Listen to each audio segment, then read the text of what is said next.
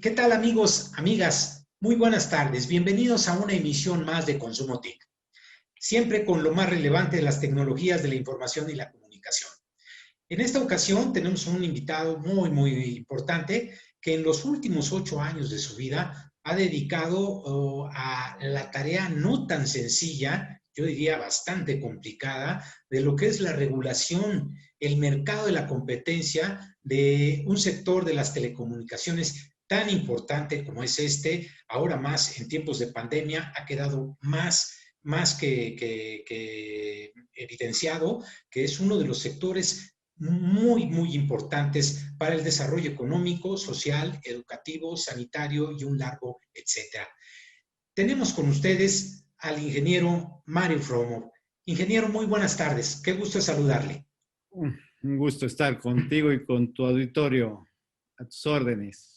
Ingeniero, agradeciéndole de antemano, pues dicen que no hay plazo que no se cumpla, ¿no? Y pues la pregunta primera con la que me gustaría iniciar esta plática, ingeniero, pues es usted uno de los miembros del primer pleno del IFT que le tocó cubrir el periodo más largo, ¿no? ¿Estoy bien o me parece que son 8 años de larga trayectoria en este Instituto Federal de Telecomunicaciones? Sí, a mí me tocó un periodo de 7 años y medio. Soy el segundo más largo. El periodo más largo es del comisionado Adolfo Cuevas, que es por 8 años y medio. Y como ustedes saben, todos los nuevos comisionados ya son de 9 años. De A mí me 9 años. tocó disfrutar ser comisionado del Instituto Federal de Telecomunicaciones 7 años y medio. Y bueno, dice usted disfrutar, pero se me antoja preguntarle también, de todos estos primeros años, ingeniero, ¿cuál fue el momento más álgido que le ha tocado disfrutar y además a lo mejor un poquito sufrir, ¿no? Me gustaría que nos platicara, fue el momento del examen precisamente para presentar su candidatura a ser parte de este pleno del IFT, fueron las comparecencias con los legisladores que no eran, pues, miel, fueron las tareas iniciales de ese principio de 180 días para tener múltiples tareas. Si no mal recuerdo, era estar haciendo las licitaciones de una nueva concesión de televisión, echar a andar la figura del agente económico preponderante en los mercados relevantes de este sector o la transición a la televisión digital terrestre. Ustedes tenían una tarea de verdad. Recuerdo esos primeros días del IFT en donde tenían que estar ustedes contrarreloj 180 días para hacer un sinnúmero de tareas. ¿Cuál ha sido ese momento tan complicado, tan ágil, pero también disfrutándolo como usted lo dice? Así es. Yo creo que son retos que nos pone la vida. Yo tengo la fortuna de ser egresado del Instituto Politécnico Nacional. Soy ingeniero en comunicaciones electrónicas en la generación 1983-1989, ya hace bastante años. Y después tuve la fortuna de ser becario del gobierno japonés. Tuve la oportunidad de ir a hacer una maestría a Japón en ciencias, en ingeniería eléctrica, y tuve la fortuna de regresar a México en 1994 y de ahí entrar a este sector maravilloso que es el de las telecomunicaciones. Tuve la oportunidad de trabajar también en la Secretaría de Comunicaciones y Transportes en 2004 a 2007, en la Subsecretaría de Comunicaciones, y posteriormente ingresar a la Comisión Federal de Telecomunicaciones en abril de 2011. Y bueno, siempre es una ilusión, uno se prepara para nuevos retos. Cuando se hace la reforma constitucional en materia de telecomunicaciones en 2013, pues yo vi pues como un reto, como una meta a conseguir ser comisionado de esta magnífica institución, el Instituto Federal de Telecomunicaciones, y uno viene preparándose prácticamente toda su vida para conseguir estos retos, estos logros. y afortunadamente me fue muy bien en el examen. Fue una de las calificaciones más altas, la más alta en mi grupo. Y ahí fue seleccionado, designado por el presidente de la República y posteriormente el Senado de la República tuvo a bien ratificarme en septiembre de 2013. Un orgullo y hubo momentos bastante complejos en cuanto a tiempos. La, la reforma constitucional en materia de telecomunicaciones, pues era el resultado de tratar de promover una competencia efectiva en los sectores de telecomunicaciones y radiodifusión, y por lo tanto era urgente pues que en el menor tiempo posible pues diéramos resultados. Y como bien lo señalas, Enrique, eh, hubo retos porque nos pusieron metas o hitos algo complicado que teníamos que lograr en 180 días, como pues determinar a los agentes económicos preponderantes, tanto en el sector de telecomunicaciones como radiodifusión, y además aplicarle regulación asimétrica, algo que en México pues era una novedad, y creo que fue interesante como lo logramos. También tendríamos que pues revisar todas las concesiones para ver en qué estatus estaban, pero todo eso nos dio muchos elementos y yo recuerdo bien que el comisionado presidente Gabriel Contreras en aquel entonces y los demás comisionados pues asumimos el compromiso de cumplir, porque cumplir importa y creo que lo logramos.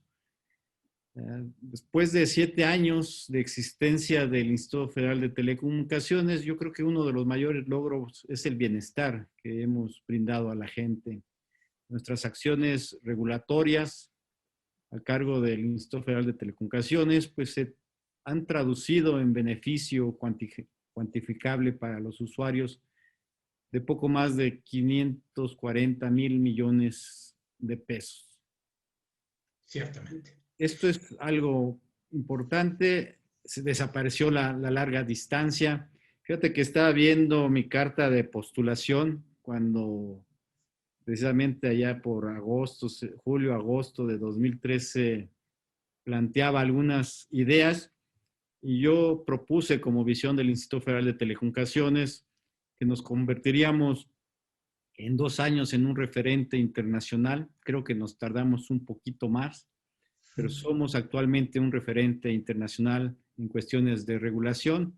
Ocupamos el lugar 19 entre los mejores reguladores a nivel internacional y ya tenemos una visión de contemplar objetivos de política pública y política social en nuestras decisiones. Por eso somos considerados por la Unión Internacional de Telecomunicaciones como un regulador de 4ª generación. Creo que los logros están ahí y ser parte de esto ha sido pues un gran gusto y lo he disfrutado mucho. Claro. Oye, ingeniero, lo regreso un poquito. Usted dice precisamente que se pasó casi 4 o 5 años en Japón. ¿Por qué Japón? Yo quiero presumir que obviamente en los inicios de la década de los 90, bueno, pues Japón era una potencia económica y tecnológica, ¿no? Nada más hay que recordar que las principales marcas de la electrónica provenían de ese mercado. Eso fue decisivo para que usted definiera el ir a tomar una formación profesional al mercado japonés y cuánto de eso le ayudó en esas discusiones álgidas, ¿no? De esos plenos en donde hay un economista, hay abogados, hay ingenieros, que era la parte técnica, supongo que recaía en gran parte en usted. Eh, ¿Por qué Japón? ¿Qué tanto le ayudó a haber tomado esa decisión? Fíjate que en japonés, hablando de Japón, hay una frase que a mí me encanta, que la escuché alguna vez viendo la televisión japonesa ya cuando estaba allá. Y te lo voy a decir en japonés, después lo voy a traducir. Dice, Shawase ni naraba, subete kako no sentaku wa Tadashi Koto ni naru.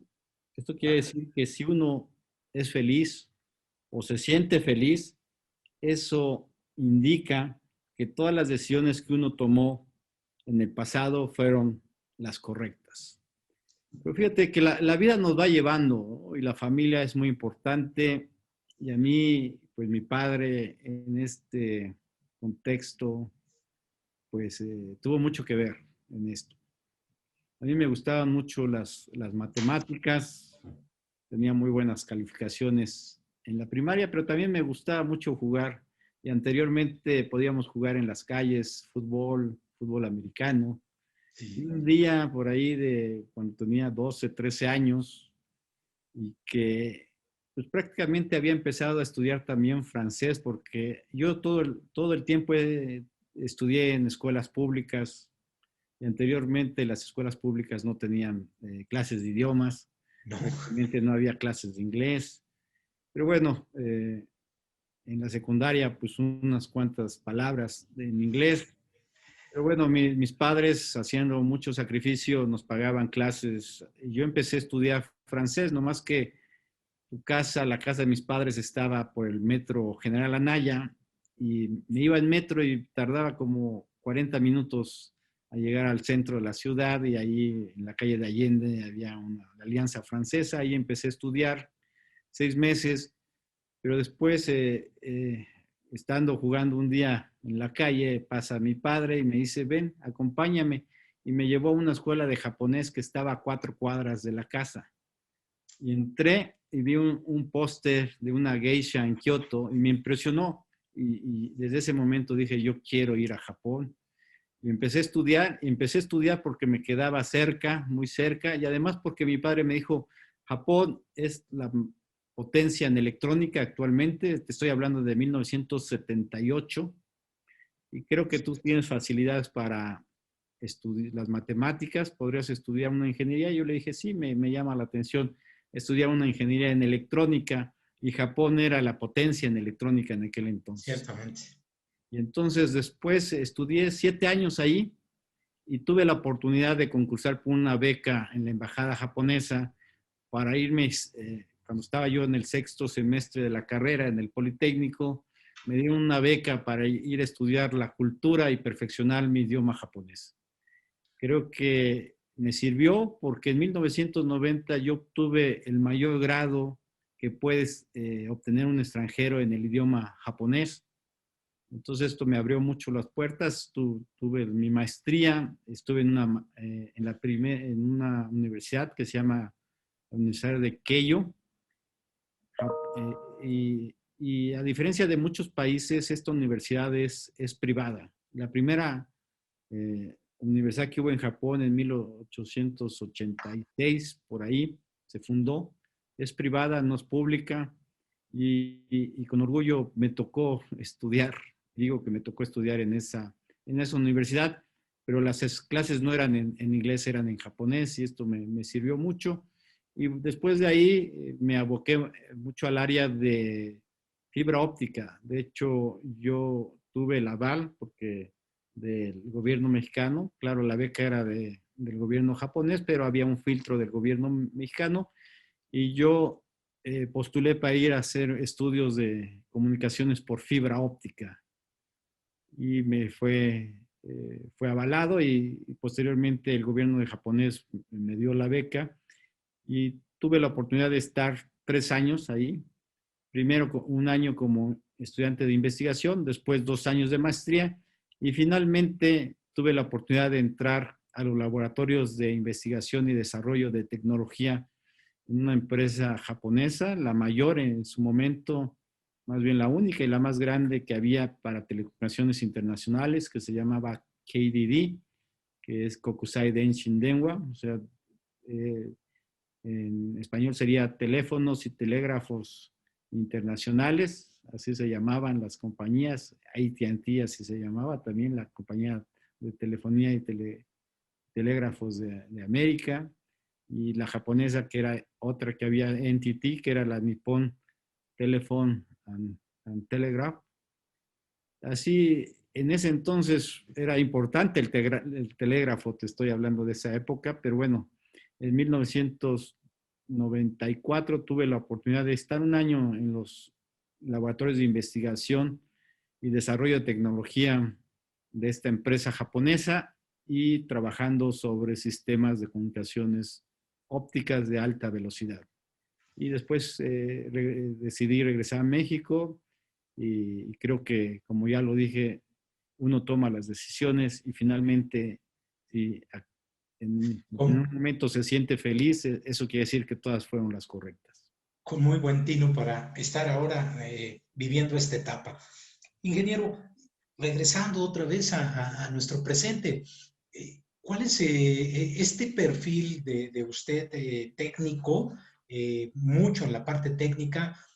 ¿Recuerda usted en estos 7 años de estar en reuniones de pleno, cuáles eran los temas que realmente usted siente que fue más complicado o que ha sido más complicado para el IFT? En principio, encauzarlos, después ponerse de acuerdo en un pleno con lo multidisciplinario que es la conformación de este pleno. ¿Es la parte normativa? ¿Ha sido la parte técnica? ¿O cuál, en su opinión, son los momentos, insisto, más álgidos de este pleno para llevar acuerdos y que se concreten en cuestiones de competencia, en cuestiones de regulación? Yo creo que, como lo señalé, el Instituto Federal de Telecomunicaciones es un regulador considerado de cuarta generación. Prácticamente estamos en el grupo más selecto de reguladores a nivel internacional y todos vamos hacia la quinta generación, ¿no? Pareciera que es algo similar al 5G, pero bueno, esta es la quinta generación de reguladores y se tiene que tener un enfoque colaborativo con otras industrias, con otros reguladores. Y yo creo que uno de los momentos más complicados, tú recordarás, era cómo manejar algo que habíamos heredado, que eran las tarifas altas y bajas en interconexión, que ahí cualquier decisión que nosotros tomáramos podríamos concentrar más el mercado, inclusive hacer que algunas empresas se fueran a la bancarrota. Entonces estuvimos trabajando siempre apegados al marco legal y pudimos tener un muy buen acuerdo a nivel industria. Lo que definió el Instituto Federal de Telecomunicaciones dio un nuevo impulso.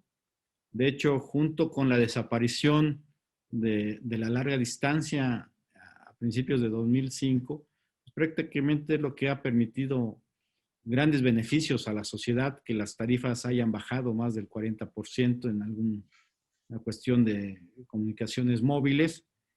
Y creo que ese momento que vivimos para definir, porque era algo muy complejo, estas tarifas, había dos, unas que habían definido en su momento la COFETEL, que eran las llamadas tarifas bajas, y lo que había definido la Secretaría de Comunicaciones y Transportes en este esquema de doble ventanilla que había, que eran las tarifas altas, ¿verdad? Entonces, teníamos ahí una situación compleja que resolver y creo que lo hicimos bastante bien.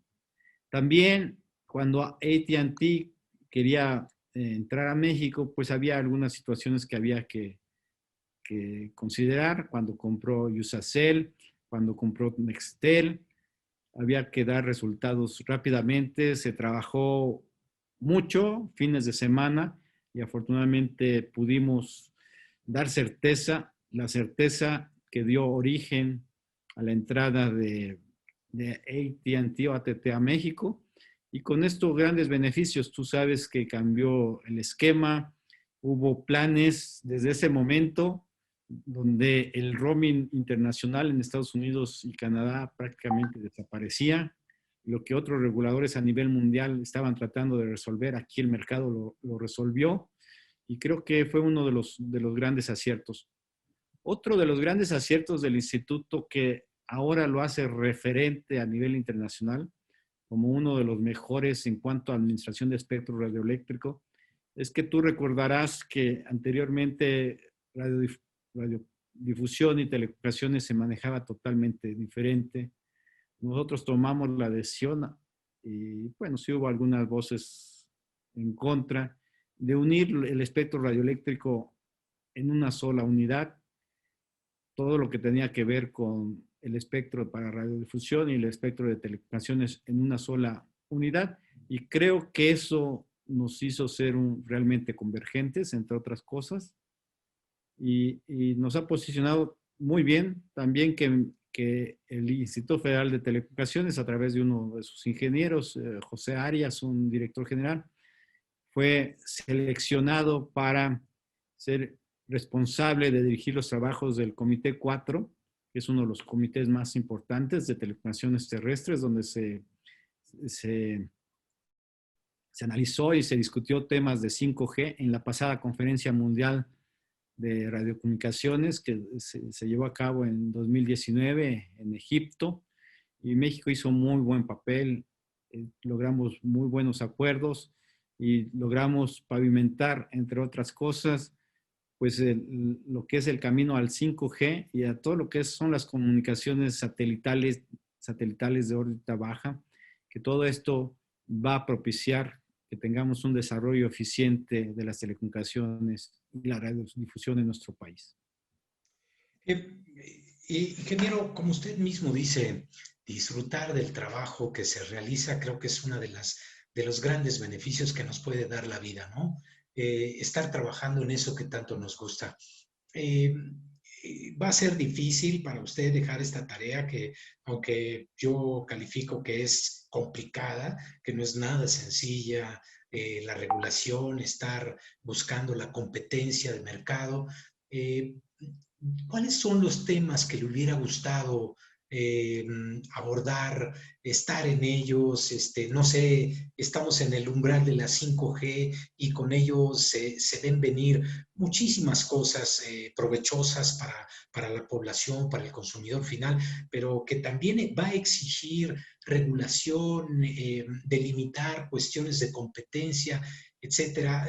¿Dónde va a quedar precisamente ese anhelo de haber querido participar? ¿En qué temas podríamos mencionar algunos, ingeniero?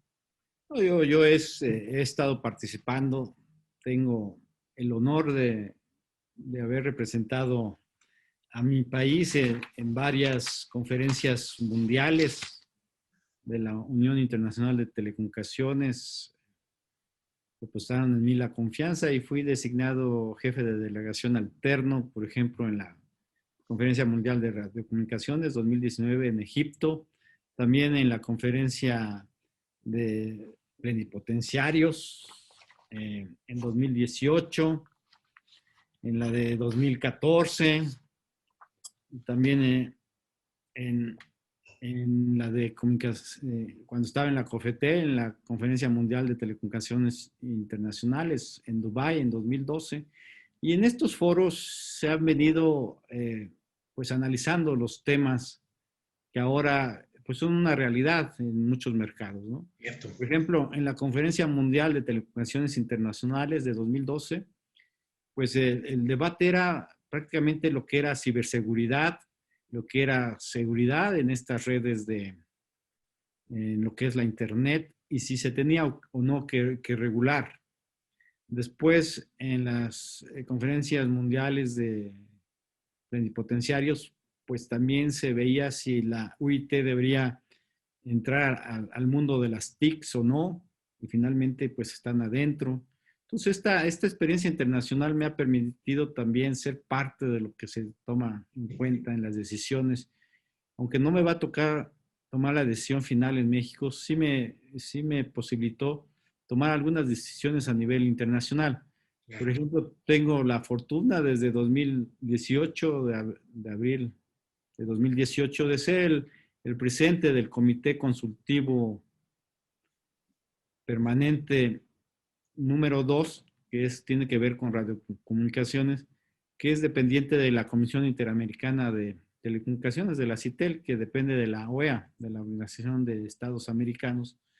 Y a nivel del continente americano es la entidad más importante, especializada para tomar decisiones en cuestiones técnicas de radiocomunicaciones, de espectro radioeléctrico, y me tocó coordinar los trabajos precisamente para lo que se llaman las propuestas interamericanas que se llevaron a la Conferencia Mundial de Radiocomunicaciones, donde se definió qué bandas se van a utilizar en muchas regiones del mundo para todo lo que viene en desarrollo, entre otras cosas el 5G.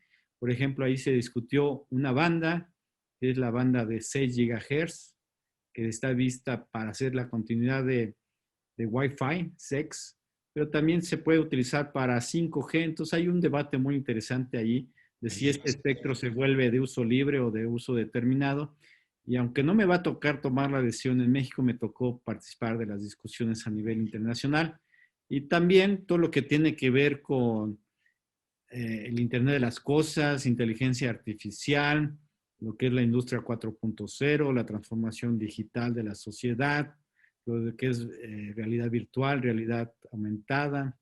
Todo esto me tocó verlo también a nivel internacional porque tuve la fortuna de ser el vicepresidente del Comité de Política de Economía Digital de la OEA, de la OCDE, perdón, de la Organización para la Cooperación y el Desarrollo Económicos, 3 años, 2014, 2019 y 2020, y también el vicepresidente de un grupo especializado en telecomunicaciones, que es el Grupo de Política de Servicios e Infraestructura de Comunicaciones, y ahí estuve también, de este Comité de Política de Economía Digital, también de la OCDE, y ahí estuve desde 2015 hasta 2018. Entonces, todo esto que ahora se discute de si las plataformas se tienen que regular y en qué forma, si hay una competencia desleal de algunos proveedores de servicios de telecomunicaciones en este ámbito digital, si se tiene que regular o no cuestiones de información falsa o desinformación, porque hay varios tipos, hay varios casos. Por ejemplo, la información falsa puede ser que el origen de la persona que lo puso, pues no lo conozca y cree que es verdad y lo puso en ese sentido y alguien más lo reproduce y ahí no hay tanto problema. Pero cuando alguien pone información falsa en Internet a sabiendas de que es falsa y que se va a reproducir, ahí es donde algunos países dicen si se tienen o no que regular. Y también en cuestiones, por ejemplo, de información que lleven a situaciones radicales como el terrorismo. Esto se ha venido discutiendo en diferentes foros, en el foro de gobernanza de Internet, por ejemplo, en los foros de simposios de reguladores de la UIT también, de la Unión Internacional de Telecomunicaciones. Y es un debate muy interesante y creo que eso es lo que me voy a perder, pero bueno, participaré desde otra perspectiva. Podré también aportar, creo que es importante, es una discusión que no solamente se está dando en México, sino a nivel internacional y creo que pues estamos viviendo una época muy interesante. Ingeniero, la verdad, como todas las pláticas que tuvimos a lo largo de estos 7 años, ha sido de verdad un verdadero agasajo. Y lamentablemente, como decimos al principio de esta plática, pues no hay plazo que no se cumpla. Solo me resta agradecerle de verdad este acercamiento que tuvo con Consumo TIC a lo largo de estos 7 años, esta disposición de siempre mantenernos informados, de precisar, de orientarnos y de corregir errores que nunca faltan. Esperemos que no nos despedimos, ingeniero, porque sabemos que siempre, como usted dice, habrá ocasión de participar, tal vez desde otra trinchera, pero seguramente así lo tendremos. Ha sido un gusto tenerlo en este espacio, ingeniero. No me resta más que agradecerle este tiempo que nos ha dedicado. Gracias, Enrique. Siempre es un gusto poder platicar contigo. El agradecido soy yo. Muchas gracias, Enrique, Lupita, porque siempre me abrieron los micrófonos, me dieron oportunidad de dar mi opinión y transmitir algunos conceptos respecto a los sectores de telecomunicaciones y radiodifusión. Y muchas felicidades porque creo que Consumo TIC se ha convertido en un referente no solamente a nivel nacional, sino también internacional, en un sector donde la información sólida, la información concreta es muy importante para la toma de decisiones. Creo que ustedes hacen una gran labor y mi reconocimiento por ello.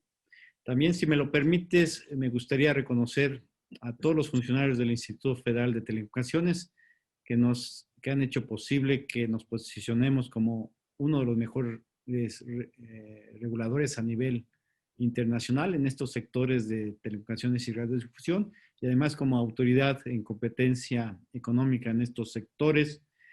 Siempre hubo un objetivo muy claro de contar con servidores públicos altamente capacitados, y creo que lo hemos logrado.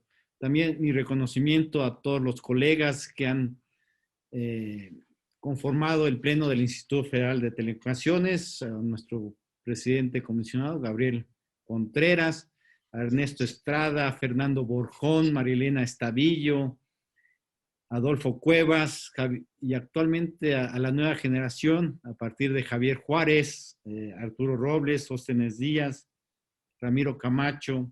Ha sido un gusto trabajar con ellos y sé que el instituto tiene mucha fortaleza, es uno de los mejores reguladores, como ya lo mencioné, y creo que está cumpliendo su mandato constitucional, que es propiciar el desarrollo eficiente de los sectores de telecomunicaciones y radiodifusión de nuestro país. Enrique, nuevamente, muchas gracias a ti y a Lupita por este espacio, y es un gusto, y seguramente nos volveremos a encontrar muy pronto. Seguramente que sí, ingeniero.